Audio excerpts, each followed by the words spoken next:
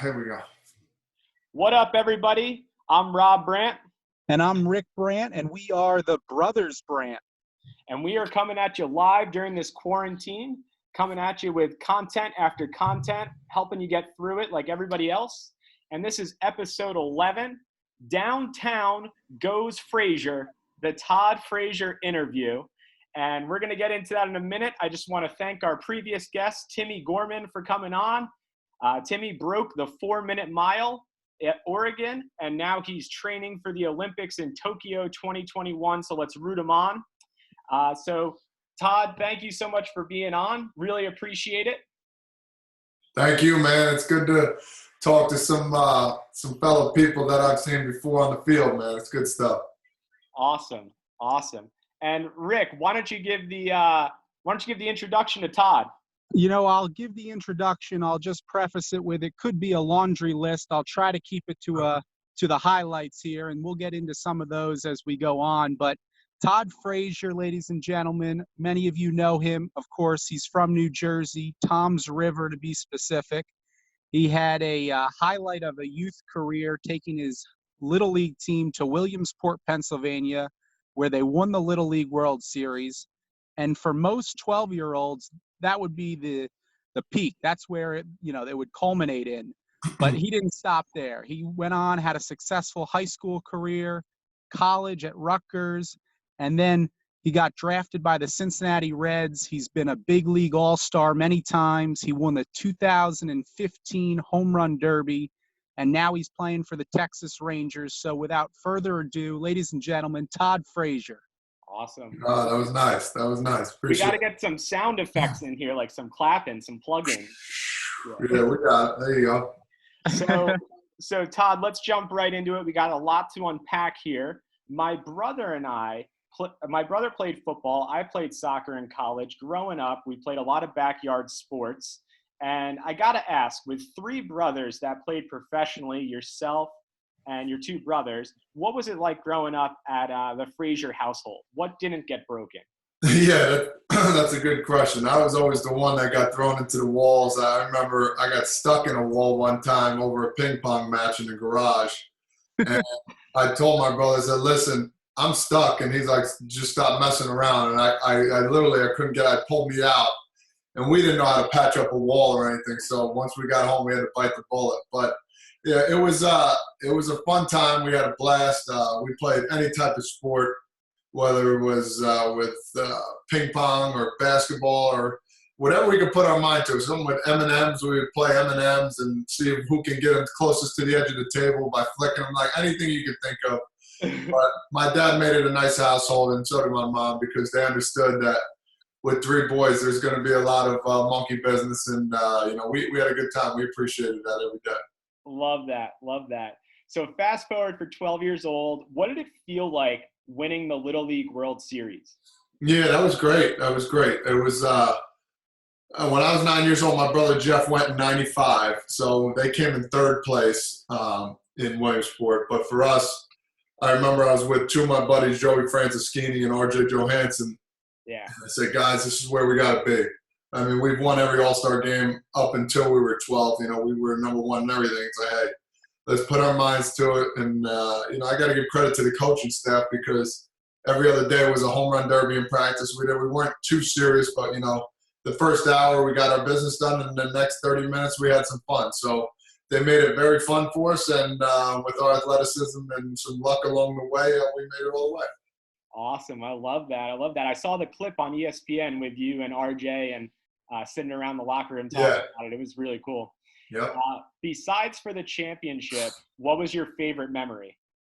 In the Little League World Series, the favorite memory, I think it's different, because I like meeting people. So I became real close with a kid from Saudi Arabia. We would kind of pen pal a little bit, and then that was it. After a couple of years, I would love to know what he was doing, but I came really friendly with a couple guys.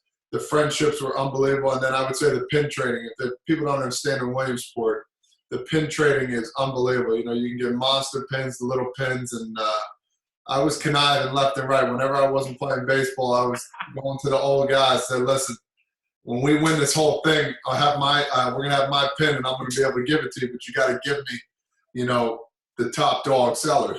So my pin collection is pretty up there with some of the best. Love it. And then you are the ambassador for the Little League Baseball, and what's it like going back for the Major League Baseball Little League game? Yeah, that was great. I got actually the team stayed overnight, and I flew out right after the game from Philly to Williamsport because I had a packed schedule. I had to do a lot of stuff for Cannon and for Little League. And I got back to the museum. They hung some stuff up in a museum of mine, and I gave them some game use stuff. It's great. And I talk to Steve Keener all the time about how to make it even better. And, one day I'll be on the board with those guys too as well once I'm done playing. Because I think it's every Little Leaguer's dream, to get there, even if they don't get there playing, to at least show up there because it's Mecca. It's the best you're going to see. And it's like the best, Major League Park for Little League kids. And I'll definitely bring my son there, hopefully coaching him one day there because I'm already starting to figure out, the kids in our town, who I'm going to want on the team. So I'm that guy already. I don't even care. I'll say it loud and proud. Already doing the recruiting. I love it. We're going to have a squad when he's 6 years. We're going to have a nice squad. All right. So I have to ask, because they put the nicknames on the back of the jerseys, how did you get / who gave you the nickname the Todd Father? Got it right here, man. I love that. So I got a bunch of this is just something little, but I have a bunch of stuff that has the Todd Father on it. I came in Cincinnati my first season. I think it was 2011. They kind of nicknamed me that because I'm from Jersey. The mob, they always think of the mob from Jersey area. And I was a big Tony Soprano fan. I like Don Corleone and all that kind of stuff. And, I couldn't tell you which person did it, but it caught like wildfire. Went online one day, Todd Father goes deep against it all. That's the one I love. I'm going to keep that one for sure. Great nickname. So fast forward, and your high school career was amazing. Back-to-back state championships. Rutgers was incredible. I just want to know real quick, what was your favorite memory at playing at Rutgers? Oh man, there was a bunch. 07. My favorite memory. There's so many, but the one that comes to my mind. We're playing Connecticut. And I remember the Connecticut coach I loved dearly. He said that basically told us that, there's nothing we can do about Frazier, blah, blah, blah. He was killing us. But we were down 10-2 in the 8th inning. We ended up winning 12-10. We scored like 7 runs in the 9th, and I let it off with a hit or whatever it was, and then I got up again, and I hit a walk-off 3-run homer to win the game, and we were going absolute bonkers. That was probably the most fun I've had with my teammates in college sports. It was a lot of fun. New Brunswick, New Jersey was ready to go that night. Right? Oh yeah, baby. We were fired. It was the loudest 500 people at the stadium you'll ever hear, but it was great. Awesome. Hey, so I want to jump into some quick, fun lightning round Jersey-based questions because we all 3 of us on the podcast are Jersey boys. So without further ado, how many times did you go to the grease trucks on Rutgers campus?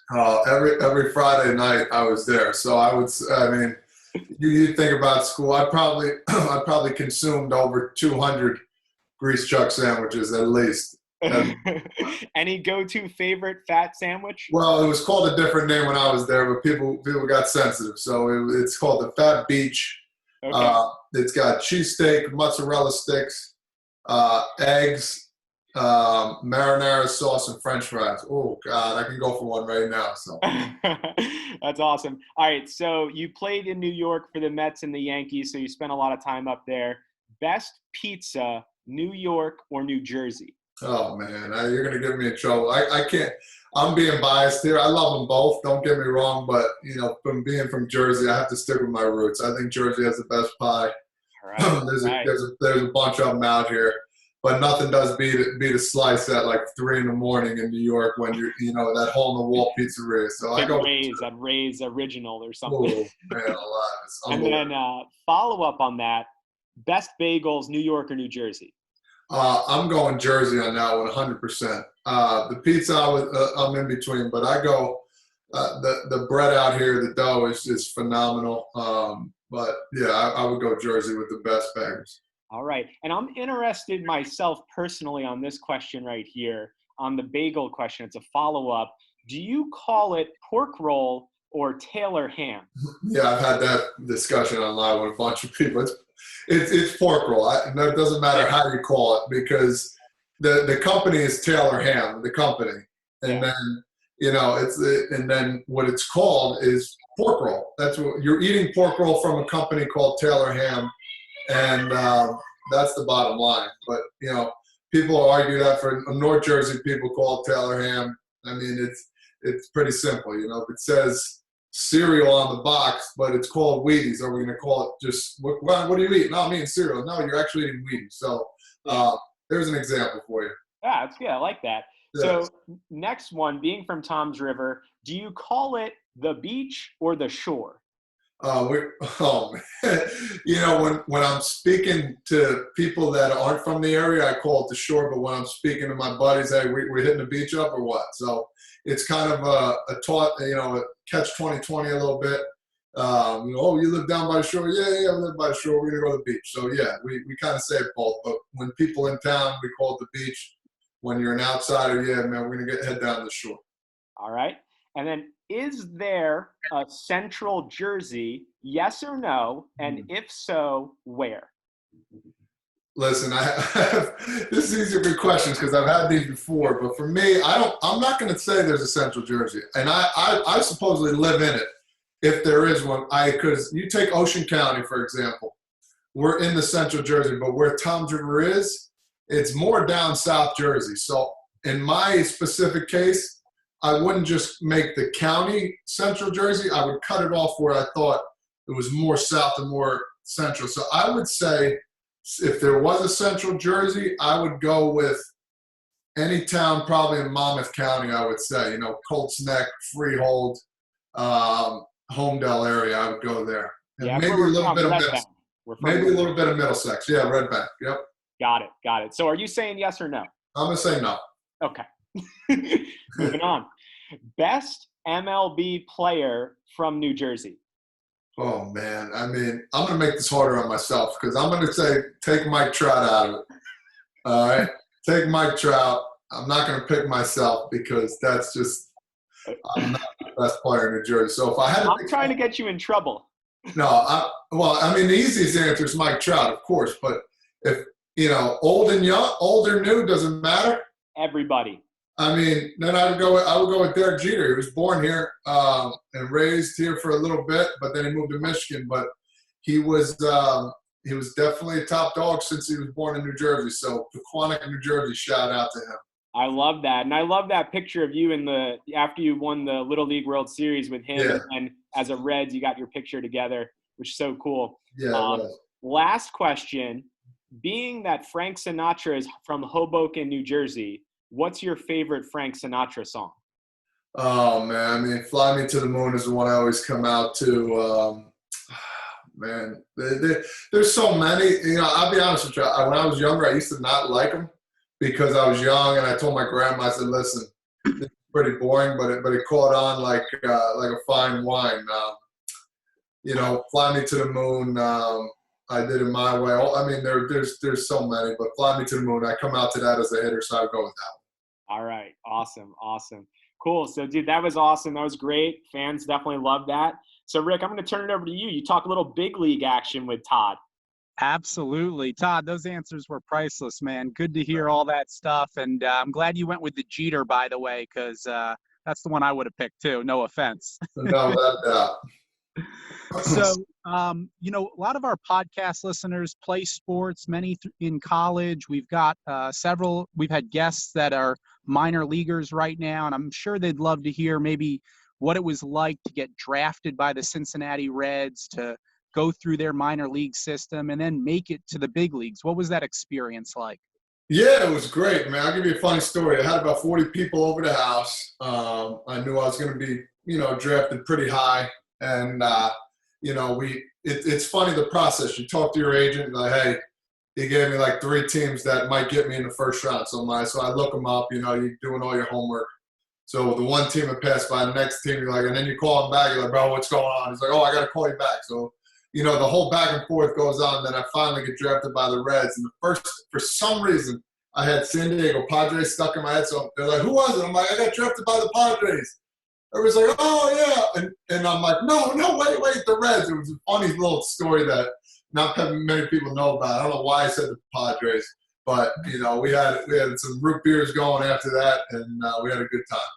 You probably just had Southern California on your mind. Yeah, I guess my agent must have said the Padres are going to draft you if this team doesn't, and it was just stuck in my brain. So. Well, I'm glad you ended up in Cincinnati. I'm sure you did too. It seems like a great organization, and the way they develop players. You progressed pretty quickly through the minors, didn't you? Yeah, pretty quickly. Every year I was up on a new level, and then eventually I played AAA for a full season. But, you know, I eventually got up there. And, you know, once Miguel Cairo got hurt, I kind of took off from there. And I didn't look back because I knew once I get that opportunity, I went up and I was a pinch hitter for 2 weeks. I was 7 for 8 in pinch hitting, and they sent somebody else down once Miguel Cairo got better. I almost held the record in Major League because I got out my first pinch hit. I hit a single, then I hit a double, then I hit a triple. Then I hit a home run, and then I needed a triple to be the only person to hit for a cycle, and I hit it in the gap, and it went for a ground rule double. I was going to third as fast as I could, but I couldn't do it. Dude, that's an awesome story. And when you were making it onto the bigs, I know everybody in New Jersey was super proud to watch you doing your thing. So thanks for all the memories. And then, you know, you progressed then at the big league level where you became an all-star multiple years. And then Rob and we really want to hear about your 2015 experience winning the home run derby with your brother.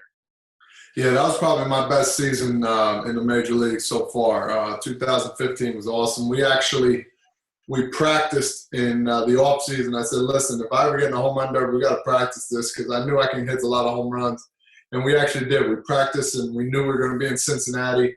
We had our little thing going. I said, just lob it in there, let me supply the power, and that's what we did. And eventually, won the whole darn thing. So I was really excited, and especially being my brothers there.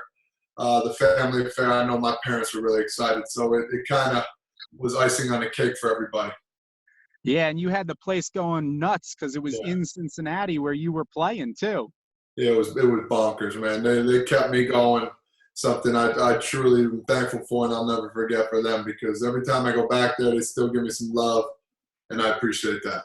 As they should. You spent a couple years in Chicago and then got the opportunity to come back to the Northeast and throw on a Yankees and Mets jersey. We'd love to know what that was like coming back essentially to your home area. That was awesome. I got spoiled for the last 2.5, 3 years, man.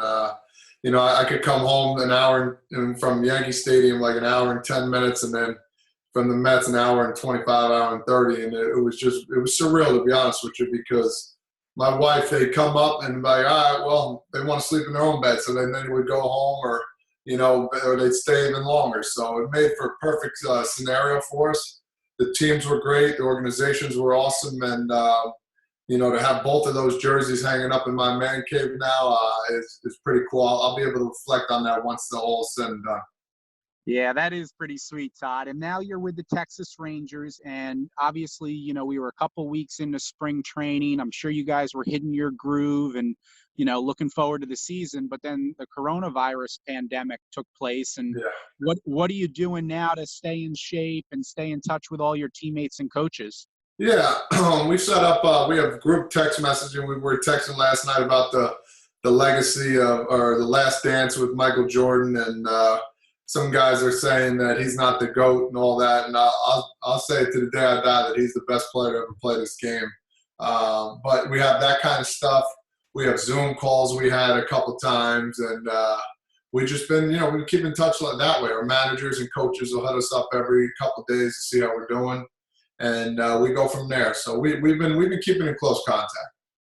That's awesome. Do you think you guys are going to be hitting the field this year, hopefully? I do think we will. The timing, I really don't know. There's been a lot of discussions about having a league just in Arizona, having one in Arizona and Florida. But for me, I don't know. But I would say not anytime soon. But I can see us eventually, getting as many games. I can see us playing like a half a season. I can see that, like 80 games. That'd be pretty nice, I think.